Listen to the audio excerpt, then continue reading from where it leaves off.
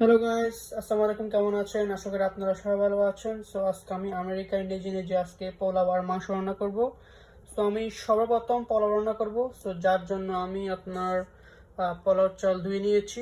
So এগুলো already ধোয়া শেষ।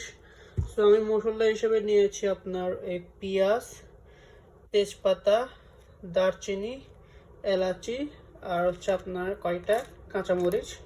সো আমি এখানে অলরেডি একটা পাতিল রেডি করে ফেলেছি। সো এটা করে আজকে আমি পোলাও রান্না করব। সো প্রথমে পোলাও রান্না করব, তারপর আমি মুরগির মাংস রান্না করব।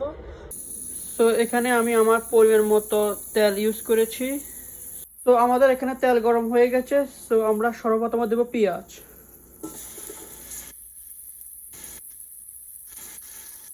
পেঁয়াজ দিয়ে দিলাম।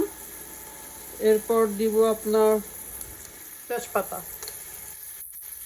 এরপর আপনার দারচিনি এবং এলাচ সব দিয়ে দিব। সব কিছু একসাথে দিয়ে দিব। তো আমি এখানে সুবিধার জন্য আমি সব কিছু একসাথে দিয়ে দিচ্ছি। তো এখন আমি এগুলোকে নাড়াবো।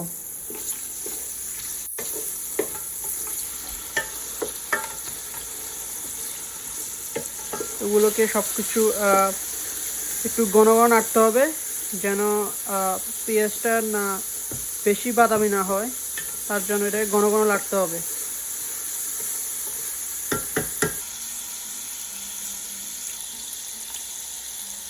তো এখন আমি আমার পরিমাণ মতো আপনার আদা এবং রসুন দিব।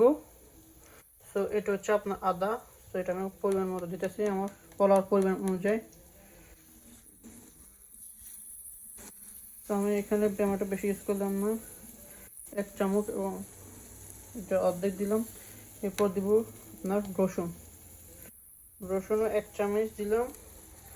তারপরে আর একটু অর্ধেক দিলাম। আমি ওখানে এটা চুলের আগুনটা একটু বেড়ে দিব। তারপর এটাকে একটু নাড়াবো। একটু পুরো মিক্স করে ফেলতে হবে।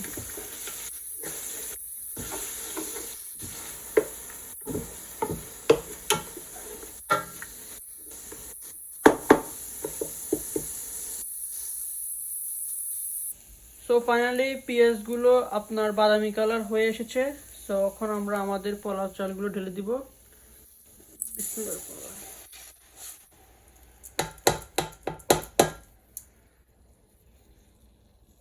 সো আমাদের পোলাও চাল দেওয়া হয়ে গেছে। সো আমরা এখন চুলাটাকে একটু বেড়ে দিব। সো এখন এটাকে একটু ভালো করে নাড়তে হবে, যেন পোলাও চালের সাথে আপনার মশলাগুলো ভালো করে লাগতে পারে। এগুলোকে একটু ভালো করে নাড়তে হবে, যেভাবে আমি করতেছি।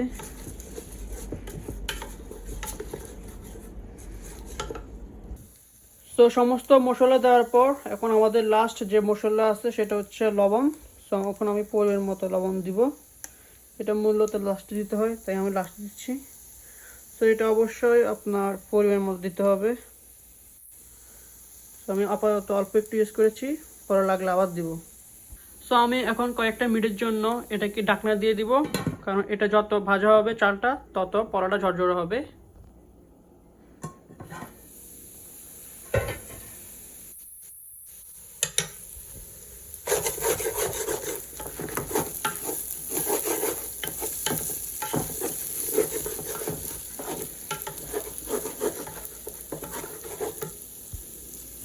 তো আমি এখন পরিমাণ মতো দুধ দিয়ে দিব।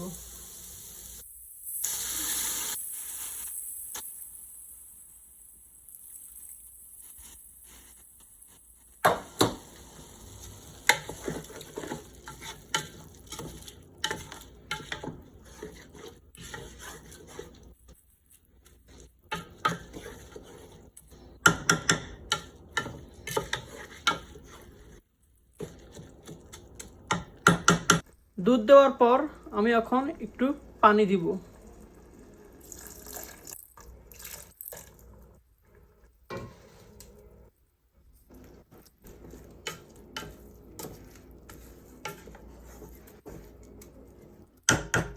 সো গাইস, ফাইনালি আমাদের পোলাও রান্না করা শেষ। সো দেখুন, এটা হচ্ছে আমাদের পোলাও। সো দেখে বোঝা যাচ্ছে এটা অনেক ঝরঝরে হয়েছে। সো যেহেতু আমাদের পোলাও রান্না করা শেষ, সো এখন আমাদের মাংস রান্না করার পালা। সো আমি এখানে অলরেডি মুরগির মাংস দিয়ে ফেলেছি। সো এখানে অনেক ধরনের মশলা দিতে পারতেছেন। সো এগুলো সব মুরগির মাংসতে দেওয়া হবে। সো এখন আমি সর্বপ্রথম আপনার মুরগির মাংসটা এই পাতিলে দেব। সো আমরা আজকে মুরগির মাংস এড করে রান্না করব।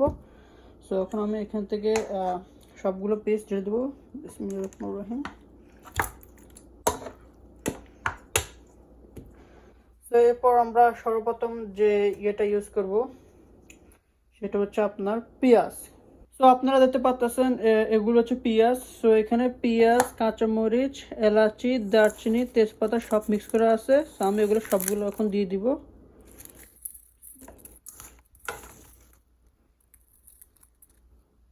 সো এখন আমরা যে মশলাটা ইউজ করব সেটা হচ্ছে আমরা একটু হলুদ ইউজ করব। সো আমি হলুদটা একটু কম নিচ্ছি, যদি লাগে পরে আবার দিব। আমি এখন পরিমাণ মতো আপনার হলুদ দিতেছি। হলুদ, এরপর আমি এখন দিব আপনার গুঁড়া মরিচ, এটা একটু পরিমাণ মতো দিই, পরিমাণ মতো দিলাম। এরপর দিব আপনার রসুন, এটা হচ্ছে রসুন, রসুন একটু পরিমাণ মতো দিই, রসুন একটু পরিমাণ দিলাম। এখন দিব আমি আদা। সো এটা হচ্ছে আদা,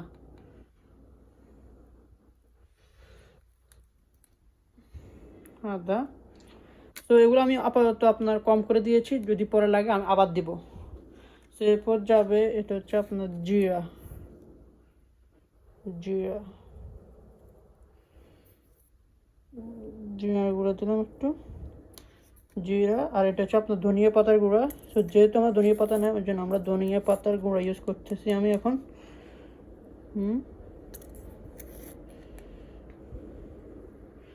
আমি প্রত্যেকটা জিনিস এখানে কম কম দিয়েছি, যদি লাগে পরে আমি আবার দিব। সো এখন আমি আপনার লবণ আর মুরগির রাঁধুনি মশলা দিতেছি না, এগুলো পরে দিব আমি। সো এখন আমি এগুলোকে আপনার চুলা বসিয়ে দিব। ও, আমি আর একটা জিনিস যেতে বলে গেছি, সেটা হচ্ছে আপনার তেল। তো তেলও দিব আমি এখানে। সো এখন আমি আপনার সর্বশেষ তেল ব্যবহার করব। সো এটা পরিমাণ মতো দিতে হবে।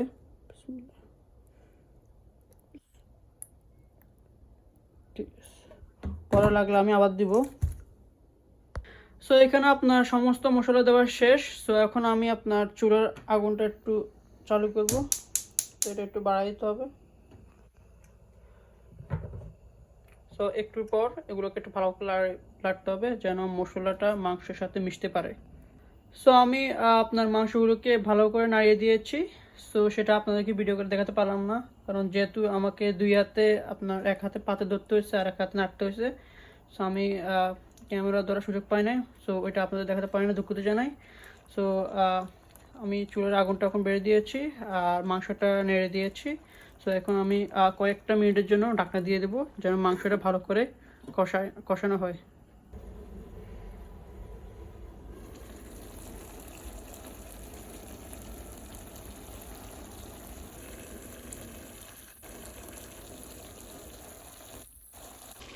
তো আমি এখন আপনার পরিমাণ মতো লবণ দিব এখন।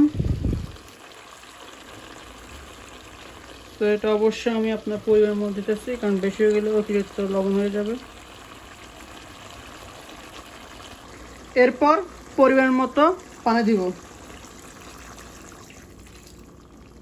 তো আমি এখন আপনার পরিমাণ মতো মুরগির রাঁধুনি মশলা ইউজ করব। তো এটা অবশ্যই পরিমাণ মতো দিতে হবে।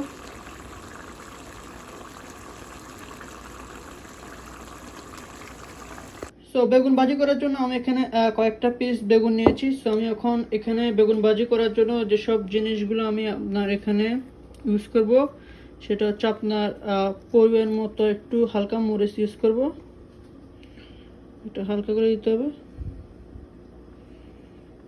মরিচ দিলাম। এরপর আমি ইউজ করব আপনার একটু সামান্য হলুদ, সামান্য হলুদ। তো এগুলো আপনার সবসময় আপনার পরিমাণ মতো দিতে হবে। এরপর আমি একটু লবণ ইউজ করব, লবণ।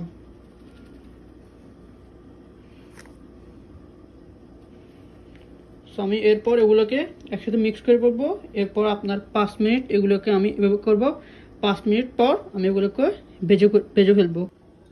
সো আমাদের অলরেডি আপনার 5 মিনিট হয়ে গেছে, আর এখানে অলরেডি তেলও গরম হয়ে গেছে কড়াইতে। সো আমাদের কড়াইয়া যেহেতু ছোট, ওই জন্য আমরা একটা একটা করে ভাজবো, কারণ বেগুনগুলোর পিস একটু বড়। সো আমি এখন এখান থেকে একটা দিব। সো এটা চুজ করলাম, ওকে এটা দিই। বিসমিল্লাহির রহমানির রহিম।